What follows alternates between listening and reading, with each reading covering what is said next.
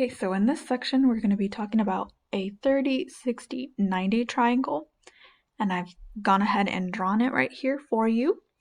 And so we're going to talk about the short, long, and hypotenuse. So the hypotenuse is always the largest side, and then the side that's opposite from 30 degrees, that's going to be your short side.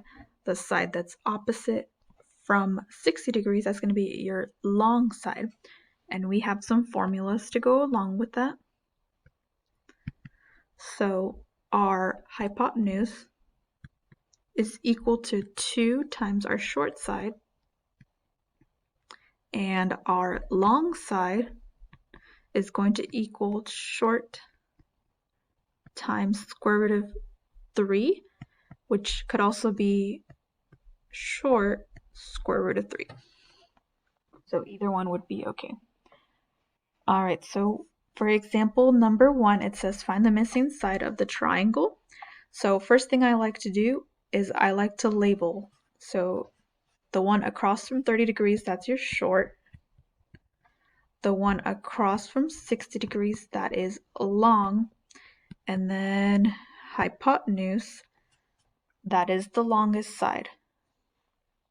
Okay, so what we're going to do now is we're going to find the long side.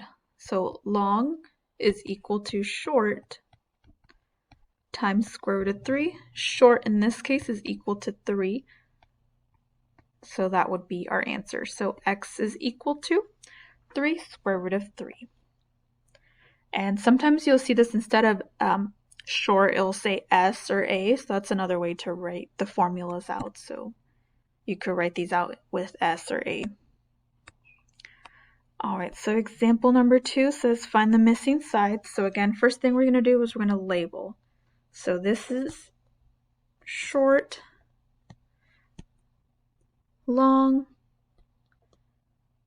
and hypotenuse. So remember that hypotenuse is equal to 2 times short. So we could go ahead and plug in. We know the hypotenuse is 10, and it's equal to 2 times short, and short is equal to x. So if we divide by 2, we're going to get x is equal to 2. So our short side is equal to 2. All right, then I know that long is equal to short times square root of 3. Well, I know that short is equal to 2, so therefore long is equal to 2 square root of 3, and that's my y value. So these would be my 2 answers. Okay, and our last example, again, first thing we're going to do is we're going to label. So this is short, long, and hypotenuse.